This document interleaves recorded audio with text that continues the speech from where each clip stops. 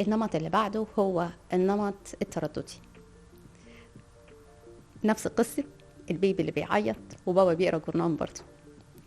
نفس الجنون. نفس الجورنان بس تقريبا مش نفس الماتش. فبابا كان بيقرأ جورنان، سمع البنت بتعيط، سمع البيبي بيعيط، فبدأ يتوتر.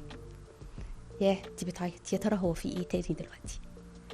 وبعد كده راح لقاها مقطعة نفسها من العياط وبتصرخ جامد قوي، فبدأ يحتاس ويتوتر. طب انا هعمل معاها ايه؟ طب يا ترى هي عايزة ايه؟ هو انا هعرف افهمها ولا لأ؟ ولا هعرف اسكتها؟ وبدأ هو نفسه التوتر يزيد والحوار الداخلي جواه، انا هعرف اتصرف ولا مش هعرف اتصرف؟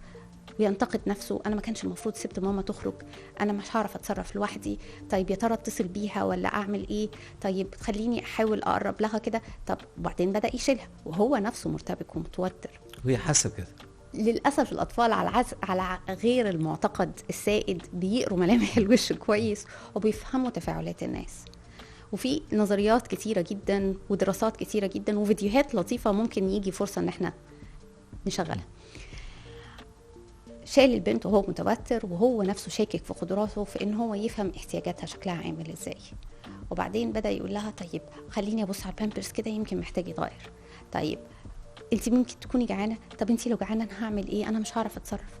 وبدأ احساسه باليأس والهلبلسنس وعدم القدرة على انه يعمل حاجة او يساعد يزيد. وبدأ يسترجع فكرة لما مامته كانت بتقوله انت مش هتعرف تاخد بالك من عيالك، انت التقادات كتيرة جدا في مواقف كتيرة جدا، او خناقاته حتى مع مراته وهي بتقوله انا مش عارفة انت هتتصرف مع عيالنا ازاي لما يجوا، لما انت كل حاجة ترتبك فيها كده.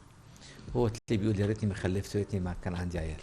وده احساس مزعج جدا، لان هو اللوم الواحد لنفسه طول الوقت بيدخله في حلقات بتخلي صعب ان انا اشغل دماغي واحل وادور وابص والاحظ.